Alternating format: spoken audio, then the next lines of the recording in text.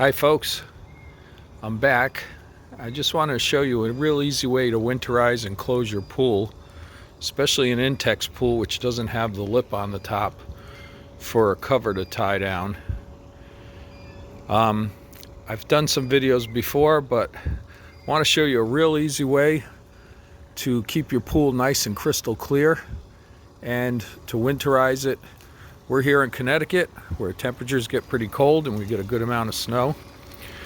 Right now I am backwashing the pool to drain some of the water down. I only drain about 6 to 8 inches or so. I've already got the pool pillow tied in. I've removed my chlorine and skimmer apparatus, and I'm gonna throw in my great little thing I got on Amazon, which is a robot. It's kind of a Roomba for your pool, and the nice thing is it's a vacuum. You just simply throw it in and let it do its thing.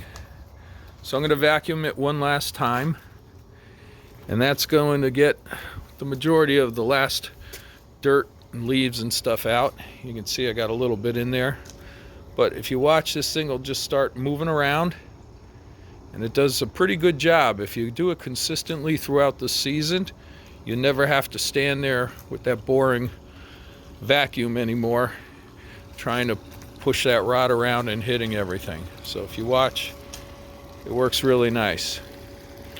Okay, so I've got all the things out of the pool, the thermometer, the ladder's out, and next thing I'm going to do is once I'm done draining down the pool, I'm going to pour in 2 bottles of liquid chlorine shock. The one I have is called Austin's Pool Tech Shock, and I'm just going to pour them around the pool. I walk around the pool, pour them in, and believe it or not, that's about all you need to do, and let the filter run for about an hour, and then we're going to cover it. But the interesting thing is, I used to tie those little canisters across the pool and punch the holes in them with the nails and put in all this stuff that the pool company said I needed. You don't really need any of that. It's amazing how easy this is. So stay tuned, I'll get the shock and put it in. Okay, here's the pool shock. I'll show it to you up close, so if you want to go out and get it, I use this Austin's Pool Tech Shock, but you can use any one you'd like. Got a little photographic drama going on in the background here with the sunrise. So I poured these 2 gallons in. I walk around the pool, drop it in, make sure I distribute it evenly, and then let the filter run for about an hour or 2 so it gets all through the system. You can see the robot still going, cleaning the bottom of the pool here.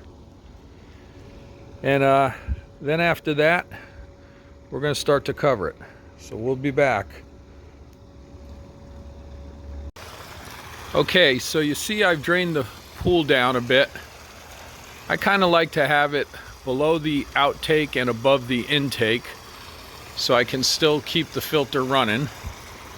I've cleaned the pool pretty well. I'm not too hung up on a couple little odds and ends left in there. We can always get them in the spring. So now I'm going to take the chlorine, the Pool Tech Shock, and go around and pour it in as I move around the pool. One thing I recommend is you wear old clothes, because if some of this splashes up onto your shirt or pants, it's going to bleach them. This is like basically pure bleach. So you can see I'm doing this now.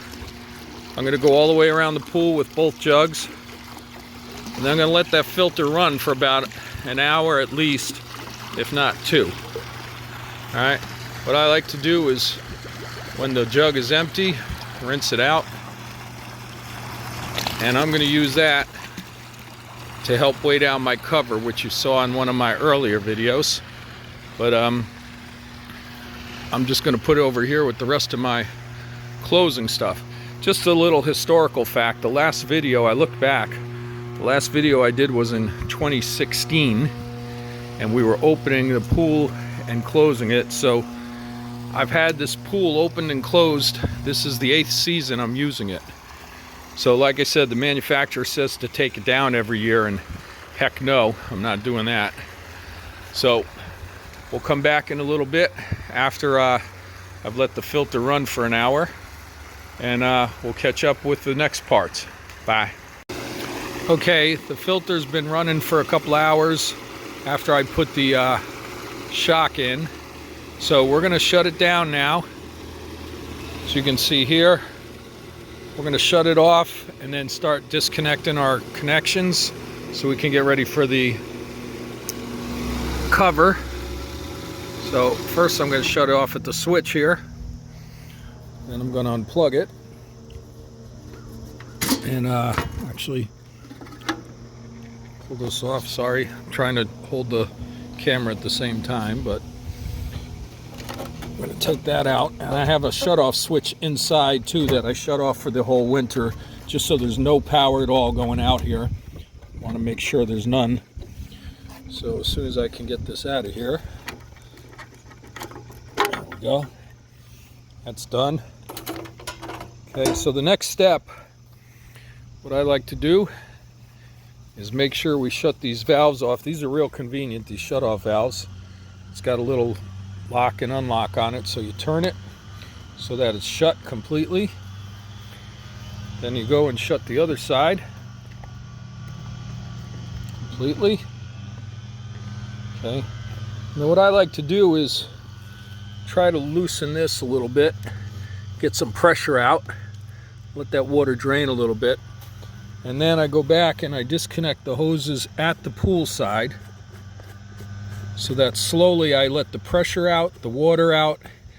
But the good thing is all the hoses stay connected for the filter for next year, so I don't have to try to figure out which hose goes where. So just take this out somehow. I may need 2 hands for this. It's coming off. So there, just take that out, let that water drain out. Now I'll go around to the other side, do the other one. Make sure we're closed so no water is leaking out. Got some cobwebs here. And take this one off.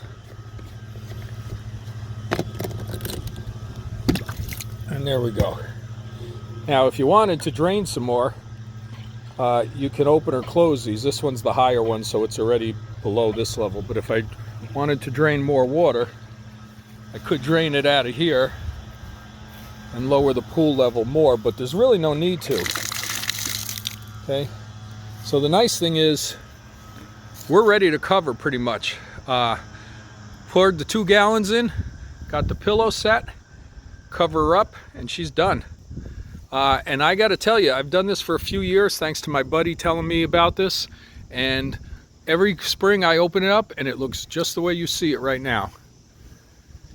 So I'm gonna take another break as we clean up the filter a little bit, put that away, and then we'll work on the cover. Okay, next part.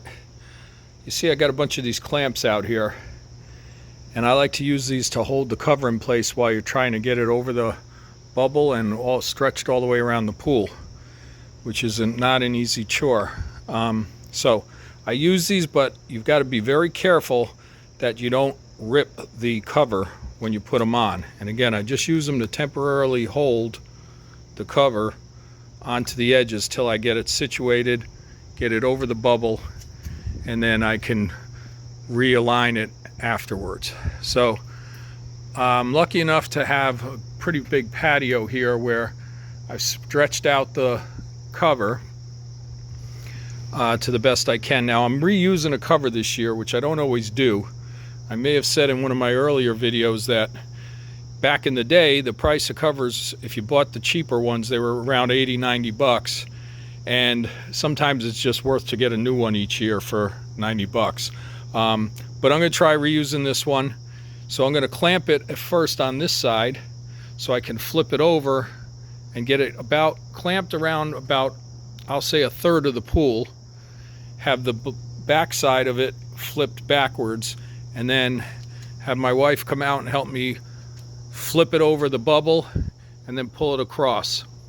Then we'll go through and we'll tighten the winch, which you can see the wire is in here and the winch is somewhere buried in here, but I'll worry about that when we get there. And then we can hang our buckets and stuff like I did in one of my earlier videos. Okay, got the cover on. You can see I got the clamps here, still holding it in place while I pulled the wire winch tight. And like I mentioned, this is a used cover. I'm trying to reuse one, but we'll see how that goes this year. But if you look, I've got the tight winch wire here, and then I'm holding down with my buckets. And remember last time I talked about the buckets in a V shape, so it spreads the weight a little bit, hopefully keeps it from tearing, and alternating them with bottles. Okay, so if you look here, we're all covered. I'm just going to finish tying the buckets around, and we're done until next spring. Hope this helped you. Give me a thumbs up. Thanks. Bye.